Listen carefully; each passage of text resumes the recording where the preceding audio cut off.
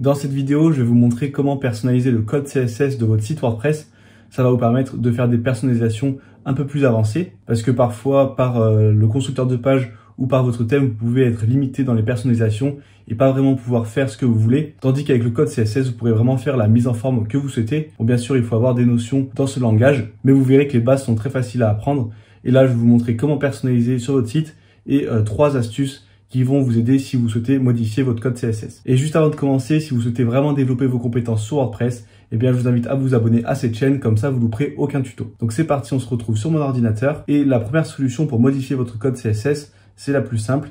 Il vous suffit ici de cliquer sur personnaliser. Et vous voyez qu'ici, on a un onglet CSS additionnel. Et c'est là qu'on va pouvoir modifier le code. Parfois, selon les mises à jour et selon la version de votre thème, si vous descendez, ça sera ici que vous aurez JS CSS personnalisé. Et donc, c'est là que vous pourrez modifier votre code. Donc, vous avez juste à cliquer ici. Là, on va fermer cette fenêtre. Et là, vous allez pouvoir ajouter votre propre code CSS. Pour vous expliquer brièvement comment ça fonctionne, c'est très simple. Pour cela, je vais faire un clic droit et je vais cliquer sur Inspecter. Et en fait, le code CSS, ça fonctionne avec des classes. Chaque classe va permettre d'identifier un élément. Là, quand on survole, on peut voir que cette classe est rattachée à cet élément qui est surligné. Et si je veux identifier le bouton, eh bien, je peux prendre la souris ici, cliquer sur le bouton, et on va voir que j'ai la classe qui s'affiche juste là. Et c'est comme ça que je vais pouvoir modifier des éléments en particulier. Nous, on va s'intéresser au titre de la page, par exemple, qui est juste ici. Donc, je vais reprendre la souris, je vais cliquer dessus. Et là, on peut voir que la classe, c'est Page Header Title. Donc, c'est une classe qui va s'appliquer pas seulement à cette page, mais à toutes les pages de mon site, puisque mon thème va reprendre cette même classe pour tous les titres principaux de mes pages. Donc là, je vais faire copier. Ici, je vais mettre un point devant et coller ma classe. Ensuite, je vais mettre des crochets. Et là, je vais pouvoir commencer à faire mes modifications. Donc, si vous ne connaissez pas du tout le code CSS, je vous invite à voir les bases du CSS, notamment sur Open Classroom. Vous aurez le lien en description. Et par exemple, on va pouvoir modifier la taille de la police. Pour cela, on tape Font Size. Et là, je vais passer à 30 pixels, par exemple. Et on peut voir que ça s'agrandit. Et ensuite, je mets un point-virgule pour fermer la ligne. Et après, si je fais un retour à la ligne, je peux ajouter d'autres lignes de code. Par exemple, pour modifier la couleur, il me suffirait de taper Color, red, et la couleur se modifie. Je vais vous parler maintenant de 3 astuces qui peuvent vraiment vous aider quand vous faites du code CSS et que vous débutez.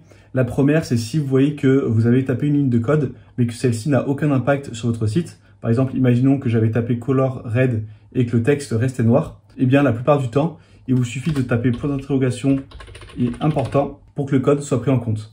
En fait, c'est parce que si c'est pas pris en compte, c'est qu'il y a déjà une ligne de code CSS qui est attribuée à cet élément. Mais là, en mettant le point d'exclamation et en marquant important, eh bien, c'est cette ligne de code qui va prendre le dessus et donc vos modifications vont être prises en compte. Mais si même en faisant ça, vos modifications et votre ligne de code n'est toujours pas prise en compte, c'est sûrement parce que vous n'avez pas pris la bonne classe CSS, puisque là, j'ai pris Page Header Title, mais si j'avais pris par exemple Conteneur, ça aurait sûrement pas marché. Donc, pour vérifier que vous avez pris la bonne classe CSS, il vous suffit de taper ici Background Color, de mettre par exemple du rouge, et vous allez voir où les modifications vont s'appliquer. Comme ça va permettre de surligner la zone qui est sélectionnée par cette classe CSS, et donc vous allez pouvoir rapidement identifier si vous êtes sur la bonne zone ou pas. Par exemple là, si j'avais mis background color red et que ça m'avait surligné ici, j'aurais compris que j'étais pas sur le bon endroit et que ça modifiait pas ce titre.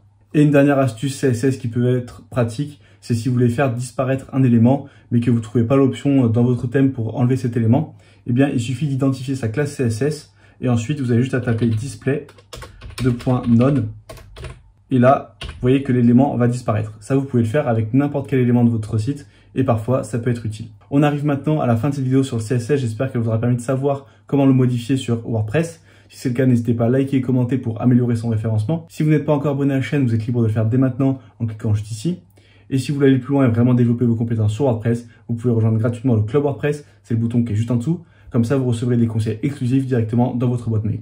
Et moi, je vous dis à très bientôt pour une nouvelle vidéo.